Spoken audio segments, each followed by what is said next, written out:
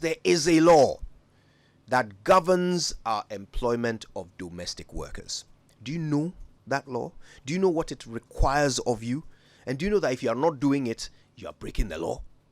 There are consequences.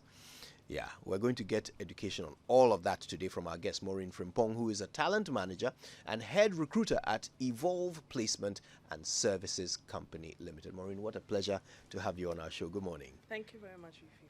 Sorry, Kojo, for having me. Yeah, that's fine. Call me whatever you want. Oh, no. Sorry, Kojo.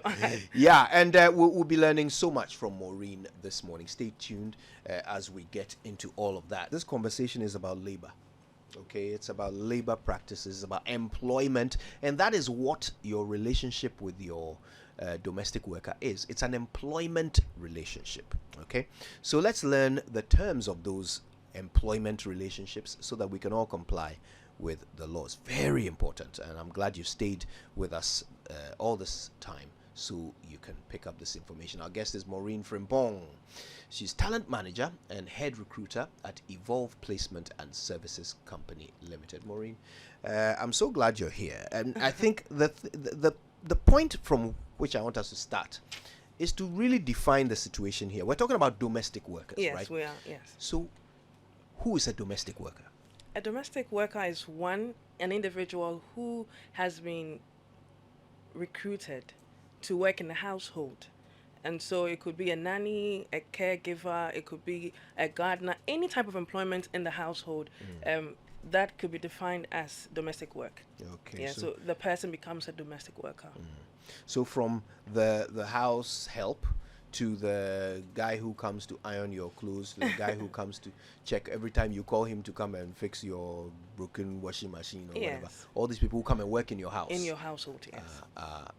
Domestic workers. Yes. Fantastic. All right. Okay.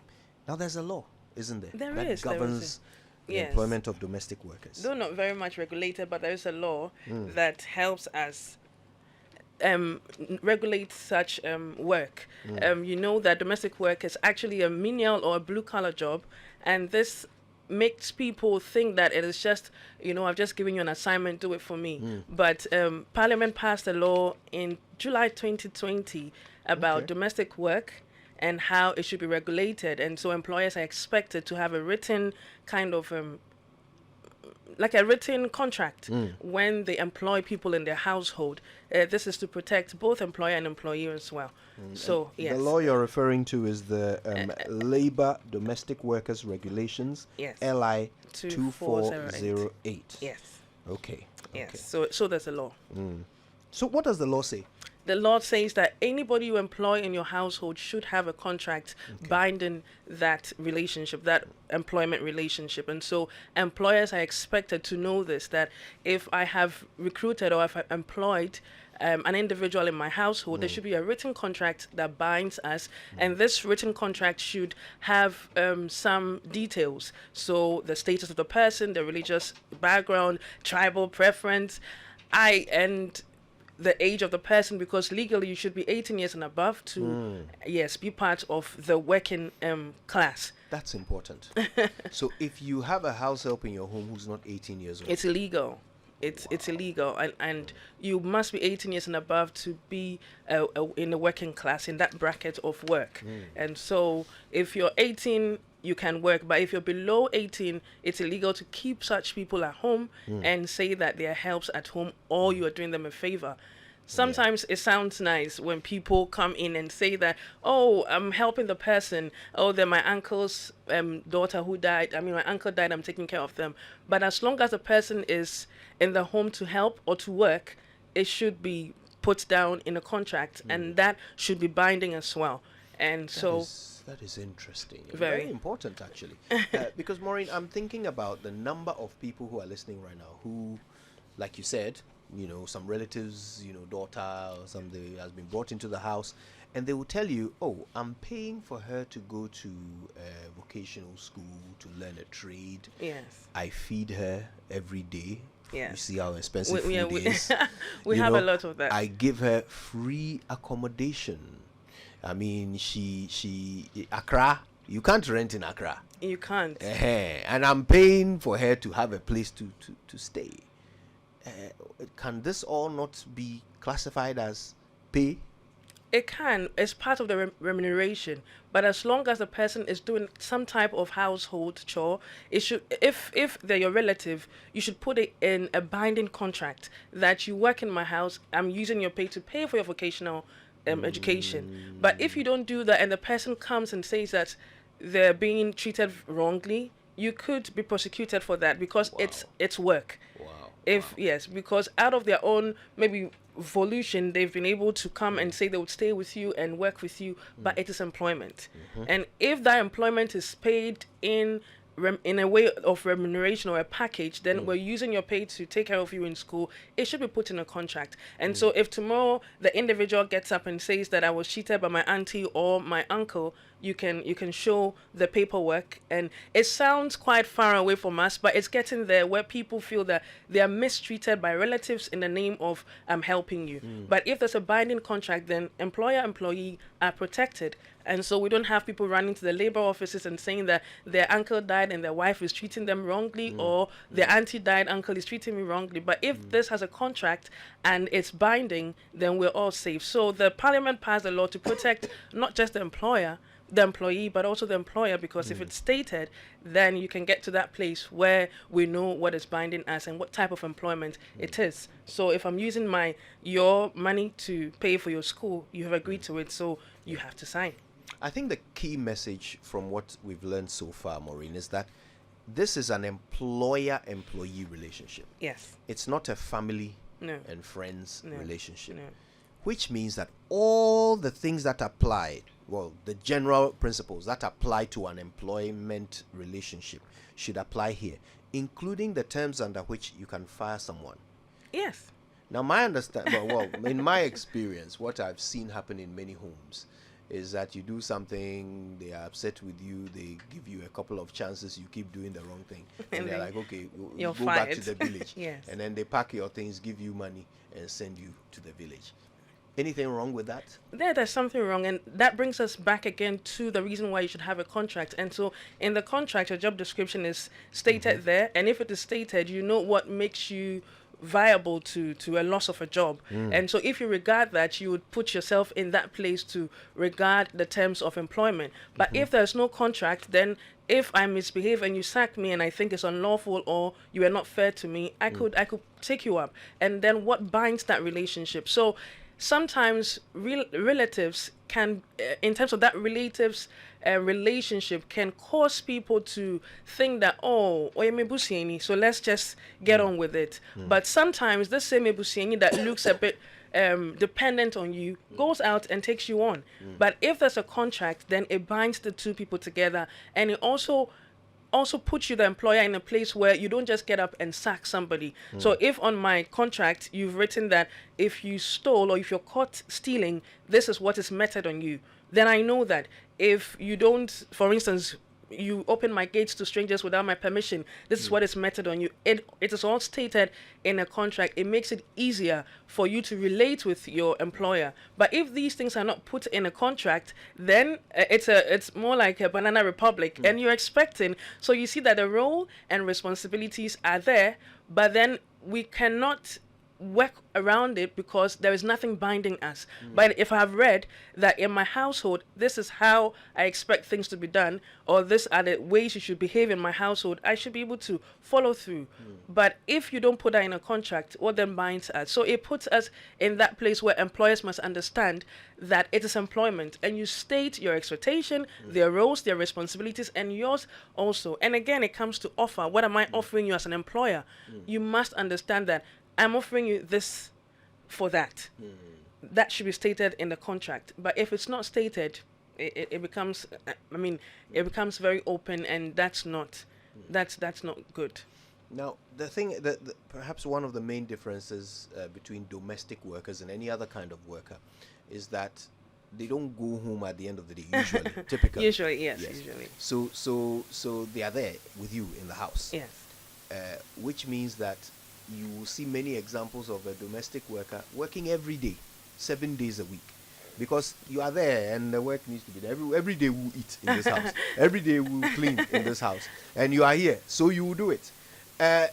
let's talk about work-life balance. Yeah. That's important. Work-life balance for us, I would talk from an agency point of view. If you're putting up the contract, you should know that per every 6 hours, the domestic worker should have a 45 to an hour rest time. And that is also stipulated in the law. But if you don't know this, you will think that, like you're saying, I'm at home, why can't you help me do what you're supposed to do as a domestic worker?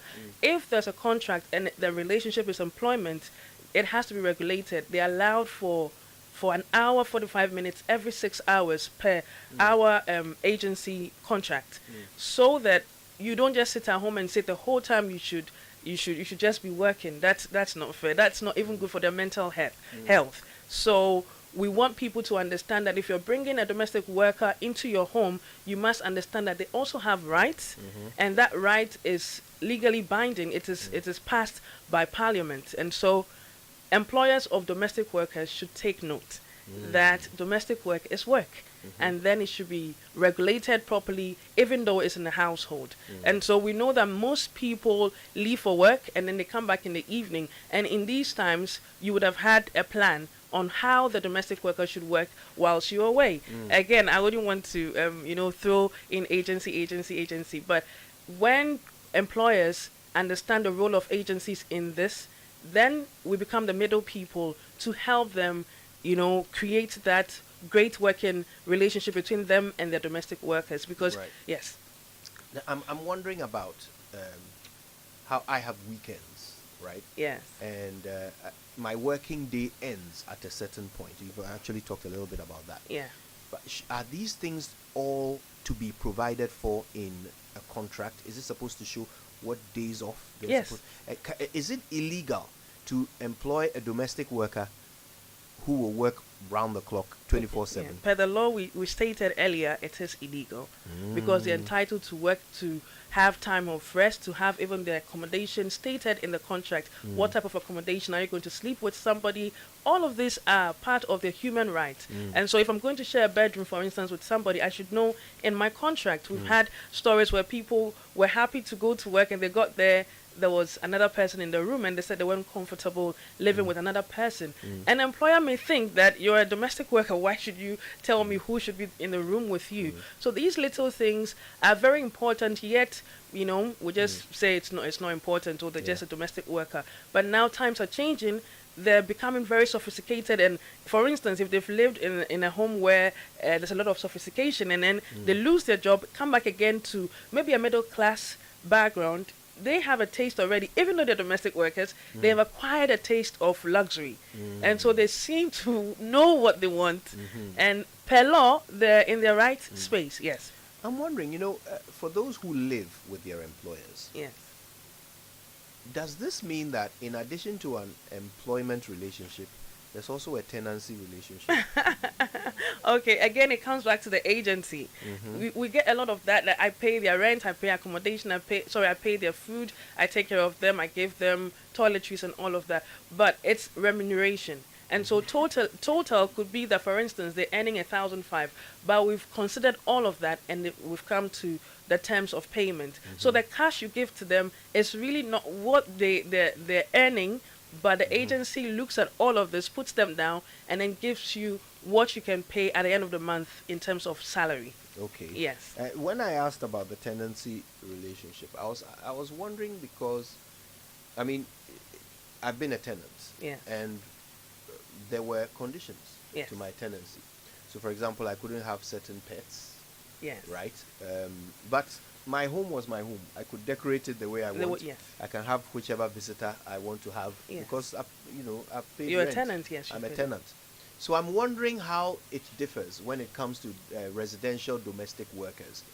Can they have whichever visitors they want on their No. days off and so forth? Yeah, the days off, we would prefer to say that because of our cultural situation, we would prefer that domestic workers meet their family members outside of the property where they work. because of some excesses. And so if you want to allow that as an employer, you should be ready for what comes with it. So if they're a tenant, all of this should be stated that no guests allowed in the property. If you want to see your mother, your father, or a relative who's come to maybe the vicinity where you live in, you should meet them outside of the property, just to curb security issues and, you know, people coming into your space when you're not available. And so if they are caught with a relative or a friend in your property, then you can say that they've done wrong by you. But if this is not stated and you meet them there, you can only shout and scream. But if we try to regulate this and respect the boundaries set in terms of employment, for instance, if you work in Bank of Ghana or even Joy FM here, I don't think you can just ask a relative to come in anytime they wish. At a point, your employers will be worried. And so, but it should be stated. But because if I live in a property owned by Joy FM, yes, I can have guests whenever. but this is quite the proximity in terms of who is with your employer in the same space, and the security is also something they care for. So if a third party is entering the property and I don't know them, I employed you and not your family. So if your family wants to come in, you should meet them outside of the property, maybe in a cafe somewhere, in a general place, not in my space. We've had issues with that, and so as an agency, we try to keep it that you are the one employed. Anything apart from you, it's trespassing. So if you are married, for example, you can't be having conjugal visits. Your employer could consider that, but find a hotel. If you just joined us, we're talking to Maureen Frimpong. She's from EvolvePlacement and Services Company Limited. These are experts when it comes to domestic workers. They're teaching us a lot about the things we didn't know. And speaking of things we didn't know, when we come back, I am very curious to find out today, in Maureen's industry, what's the minimum qualification required for a domestic worker, and how much are they earning? All of that when we come back. We're learning things we never knew about recruitment of domestic workers. Maureen Frimpong does this for a living with Evolve Placement and Services Company Limited. Already we've learned a lot from her about the conditions under which we can recruit, maintain, and dismiss domestic workers. All right, Maureen. So, I mean, this is a sector that we don't know a lot about. Yes. Tell us, how much does the average domestic worker earn these days? Yes. The average domestic worker will be asking for nothing less than around 800 cedis, even though the law stipulates that they should earn above nothing less than minimum wage, which would take us around 500 cedis less. Nobody would accept that. So around 800 cedis to up to 2,000 cedis, depending on the category. Like we said, for domestic workers, we have the nannies, we have housekeepers, we have caregivers for the aged as well. So under the umbrella, it depends on your experience and what you're doing in the household that would bring us to how much you can earn. But averagely today, as an agency, I would say that from 800 cedis is a fair payment. So the ones who are earning the 2,000, what kind of qualifications? They've got experience. Sometimes over here, our skill-based employment is quite low. But for domestic work, if any parent or any household owner could say that you would prefer an experienced domestic staff, less stress, less talking, it gives you a lot of peace of mind. And so those who earn about 2,000 cedis may be especially those who care for the aged, and sometimes children living with a disability or children that have some kind of growth issues. Yes, so some of them have learned and they have qualifications to buttress the pay they earn. So it's not something that is far-fetched. They earn that. They earn that much. Yeah. Aaron stopped tweeting for a moment and started writing his resignation letter. So I hope you heard that. But it's hard work, Experience. Yes. You must be skilled in this, and then your employer will be willing to pay you that. If I have a child living with maybe some kind of ailment and I can't be there for them, I need somebody, a nurse, a home nurse, who would be with my child. And you know how difficult it is to live with children or people living with a disability. And so they earn that much. I have a client who pays 2,800 for 2 children who are I wouldn't want to use disabled, but Yeah, they have some challenges. growth, yes, issues. So let me ask you this. I mean, do they charge by the number of children, for example? Yes, we do. That's the work of the agency. Because we understand the domestic worker, we become a third party organizer. And so if I know that you're a domestic worker who've got experience with children, I would want you, I prefer that I would place you in a household where there are children. Some have experience mainly for older people, and so you place them there. The point is that employers must understand the role of agencies, qualified and professional agencies, to place the right staff for them. That can become quite difficult for us because a lot of employers think that, oh, it's just a job. I need somebody to be with my parent or my child. But if they're not qualified and they're not trained, sometimes we give trainings as well, depending on what the client may need. But we take it very seriously that if we're going to take care of your child or an adult parent of yours or a relative, you must have somebody who has some kind of experience. So we have some community nurses who work on our payroll because they have the experience to deal with people who have illnesses that need to be controlled and do not want to stay in the hospital. So domestic workers do earn more, but employers must plan and have a way to maintain a good relationship with them.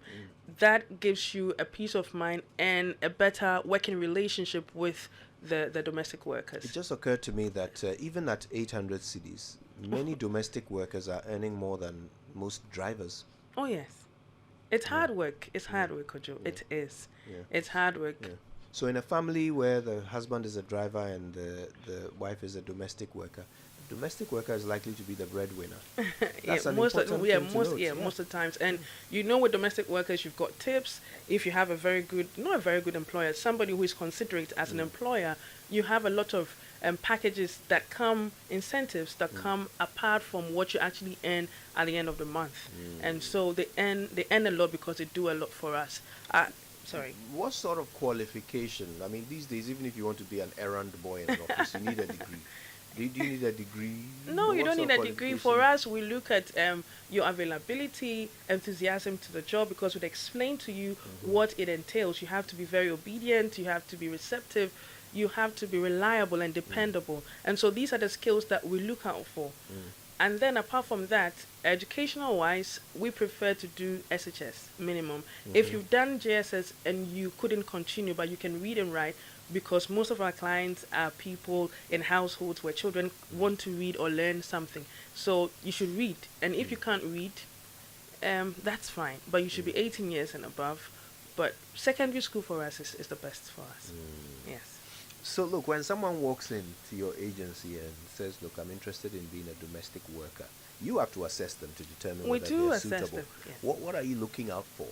Wellness, first of all. Are they capable?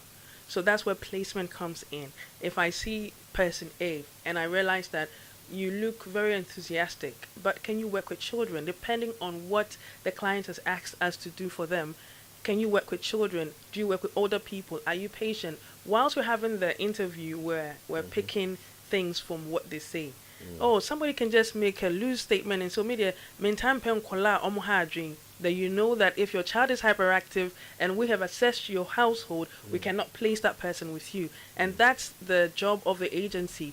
Again, I would like to take us back that employers must understand that the roles of qualified agencies are very important for the placement of domestic workers, because some of them become unwell because they've been given too much work than they are capable of.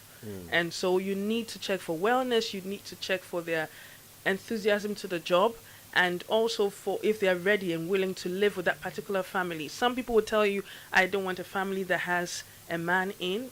I want a single lady to work with. Maybe they've encountered some kind of abuse in the past, and so there's so many things you're looking out for.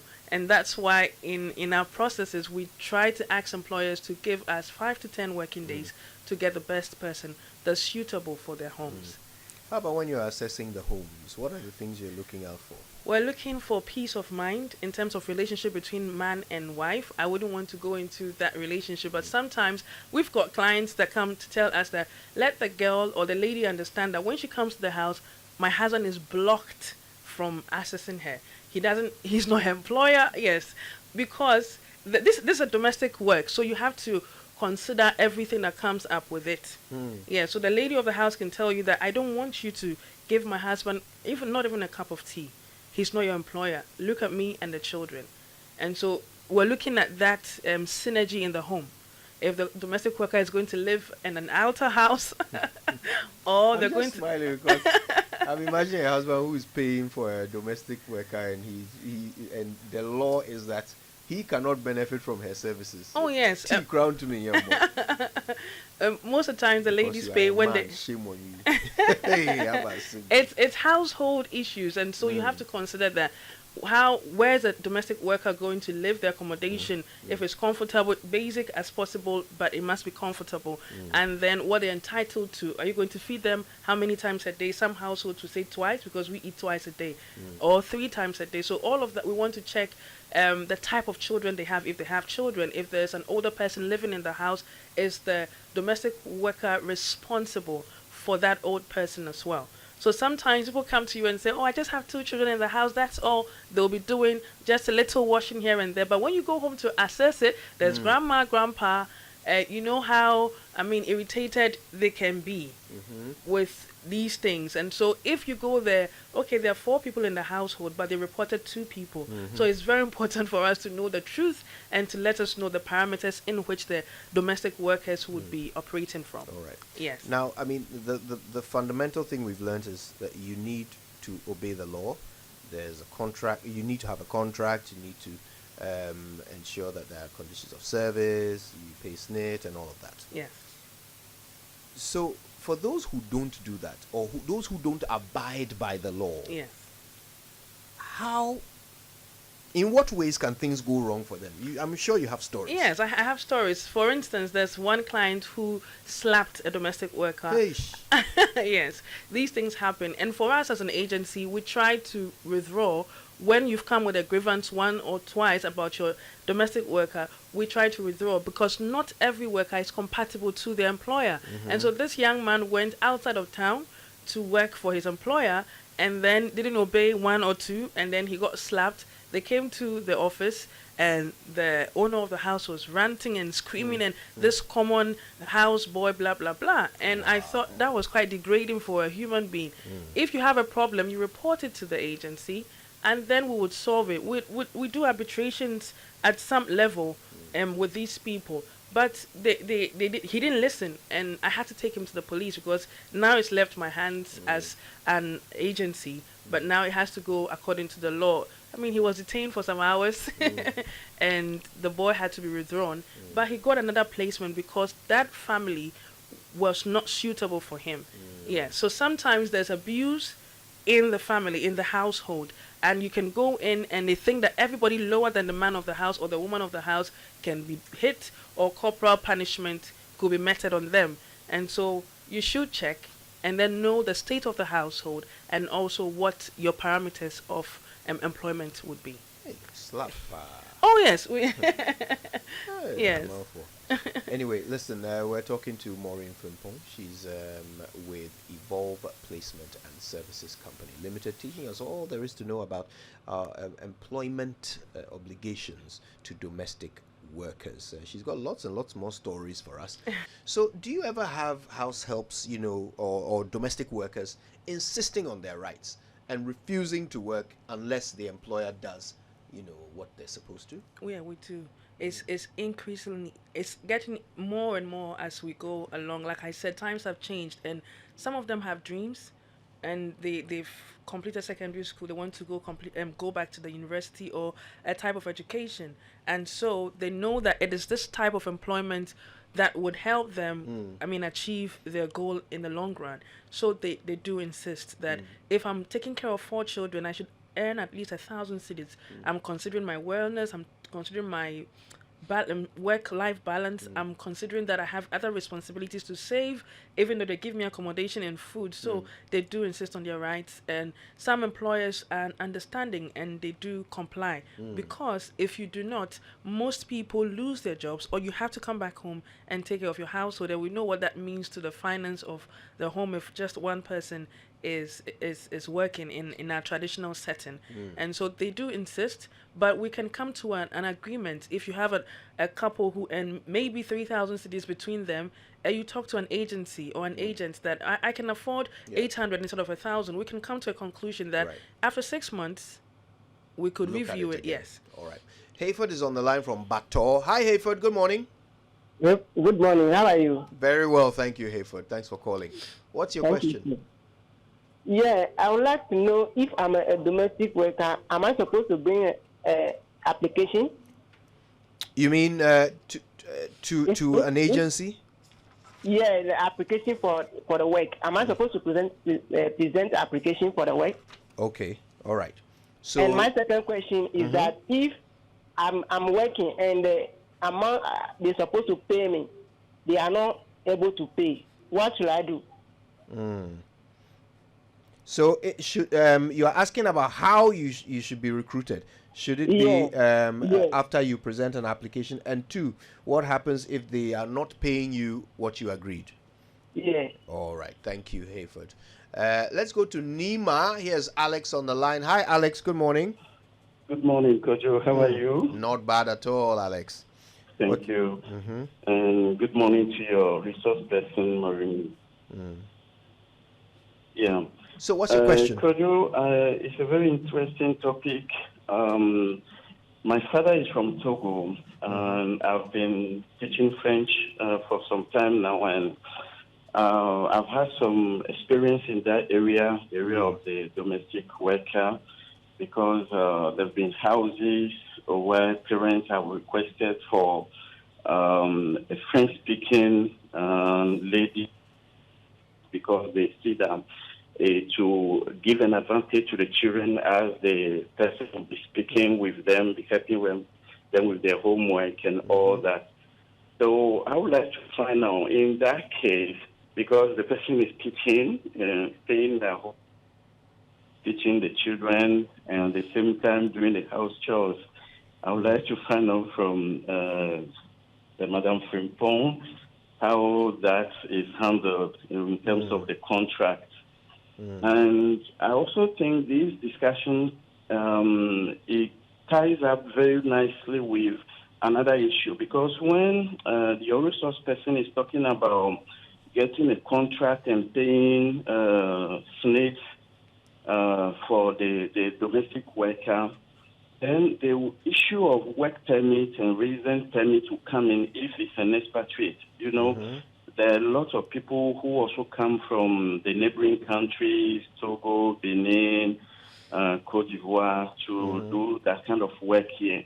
So who will be securing that work permit? And even the work permit and residence permit, that is an issue also I've really been trying to reach your station on, because when you want to do the residence permit and the work permit, and the amount involved, Kojo, is close to $1,000. There are many people teaching in Ghana here, teaching French, receiving $700, $800 a month. How do you expect such people to be able to get the residence permit and the work permit with that amount they are charging? Well, I get your question. We'll get you an answer to that, Alex. And let's go to Gomwa Bujubrim. William, good morning. Good, how are you? I'm very well, thank you. Good to hear from you. Yes, thank God. This issue, number one, where do we draw the line between helping people, our relatives, given our cultural background, and then you're talking about a contract for a domestic worker?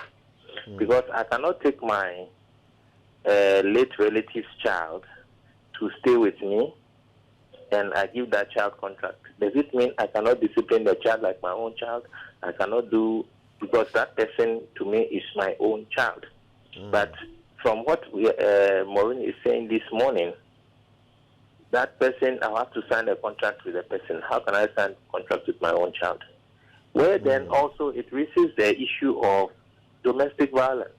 And I think that is where the law, I have not read the law, but I think there are gray areas which raises a lot more questions than answers if we look at it on the surface of having a legal document and stuff, especially when you're talking about the person being under 18.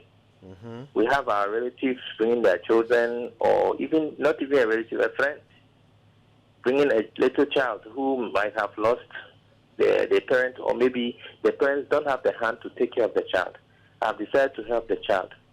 It's under 18. Yet, is it an illegality? Where do we draw the line? So we need some explanation on this one. Okay, we'll get Thank you you, an answer. Kojo. Thank you, William. All right, listen, we've got 3 calls to get on with. Let's see if we can get answers for Hayford, Alex, and William. We'll start with Hayford. His questions were, does he need to present an application to get a job as a domestic worker? And what happens if he's not being paid what he was contracted for? Yes. So from Hayford, I would say that yes, you need an application, and what the application does is to ascertain who Hayford is. What is your age? What is your religious background?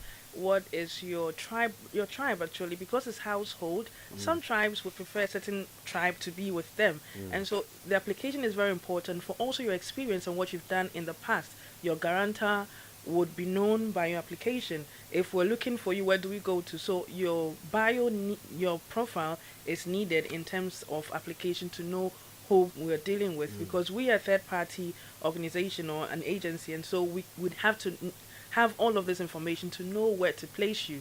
And again, in the question of when she was talking about her pay being, she's being paid short of what she agreed, you have to complain about it. By the 3rd month, I think you should bow.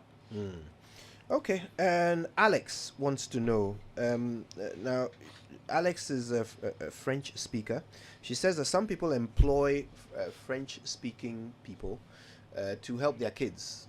Yeah. So basically like a home tutor. Bilingual, yes. Yes, but then it turns into domestic work as well. And he wants to understand, how contracts regulate that. That contract could be regulated if your employer, sometimes they meet them in places where, you speak French, do you write French? It becomes more of a conversation and friendship, and then, yes, I can help your children. Like I said, if you do not have a contract, when the person feels that they're no more a teacher but they're a house help and a teacher, they can take you on, and you are the backside of the law. So as soon as there's a contract, you know that I am there to teach. And if you have an application form, it tells us that you are a teacher, not a domestic worker. If you're in a home and they say, help me do this, help me do that, that's fine. I mean, per our culture. But when it gets to a place where the other person feels more of a domestic worker and a teacher than what they've been employed for, then there's a problem. And that's where, if you're taking it to law agencies, you'll be at the backside of the law. So you have to have that contract between the two of you, and it should state clearly what you're supposed to do in the household. Now, the law says that the contract that you sign with your domestic worker must include details of tribe. Yes. And of course, as a facilitator, you will cater to those needs of a client who is looking for a domestic worker. Can tell you, yes. But is that not discrimination? It is. If we're going to go in terms of international standard, it is. But here, we live in a home where I may not want maybe a francophone help, but I want her to teach my children French. She comes in, I think she's very good in what she's doing. Can you help me clean this? I like the way the French people clean and all of that. Then you have moved from being a teacher to a domestic worker. So you should be able to have that contract with the person so that you don't make things murky. I am actually interested in the tribal aspect of it. That's the reality on our jobs. Somebody tells you, we have placements, we've made more than dozens of them, and they return them and say, I thought she was Fanti. I wanted Fanti, I didn't want so and so tribe. And so it's real. On the ground, it's real. Here we can talk about discrimination, but on the ground, people send people away because, I realized she was of this particular tribe, I'm not comfortable with them. It's their household. Wow, but of course, we are also seeking to abide by laws. And if there are employment laws that say you cannot discriminate in employing someone based on their tribe or ethnicity, yes, I wonder how we will marry those two. We can, like I said, but that's where the agency comes in, so that when we are checking the people or we're looking through the application, we can see that Mr. A wants a Fanti, and so I'll place you with Mr. A. so that the discrimination doesn't come in because you don't fall under it. You didn't go and they treated you because you were Fanti. You were not accepted at all because you're Fanti or a certain tribe they are not comfortable with. So that's why I always bring us back to the agency, so that the person doesn't have to go through that. Oh, you speak Fanti, where are you from? Or maybe Gomoa. Oh, no. The last time I did that, it put me in trouble. I don't want a Fanti anymore. But we would have to ask Mr. A, who do you want to work in your house? Tribal preference, religious standing. Even some people will tell you, oh, if they go to this church, I don't want them. If they're Muslim, obviously we can't mix religion, cross religion. We don't do that because, our beliefs are very strong. And maybe in my house, I wouldn't want somebody to pray with another belief. And so it's a gray area that we've not gotten there yet, where we could say that tribe is not an issue. It is an issue on the ground. It is. All right. Now, Alex also asked about work permits and whether or not agencies can help with that. It seems to be a very expensive thing. It is very expensive. And so when you have people from the neighboring countries coming in, the agency again has to liaise with the employer. Obviously, we're going to put you in a premium household for them to be able to pay so much. And sometimes I think that if these things come up, and often we can deal with that with the agents in terms of immigration to find out how, like he's saying, if I earn 800 cedis, how many years are they going to deduct $1,000 from my salary to have my work permit? But if people understand that some French-speaking people have come into Ghana and they are working and they need people to teach their children their mother tongue, and so it's a need. What would the laws say about this? How can they, subsidize the fees for these people who have come as domestic workers? So the agency can liaise with you and your employer based on your salary. It means that you're going to be paid as a teacher and a domestic worker, not just a domestic worker. That would put you at a higher band so that it may be deducted from your salary. Yes. Okay, and the final question was from William. Yes. And he's interested in the fine line between helping a family member or an adopted child, and what ought to be employment. He's wondering, so is it now wrong for a friend or a family member to bring their young daughter to me, for me to look after them as as my own child, feed them, clothe them, educate them?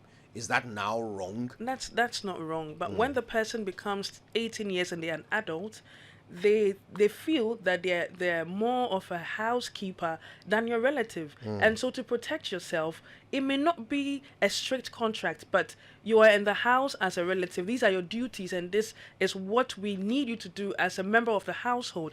If these things are put together, we know we cannot write that down based on our cultural differences, but something must be said about this.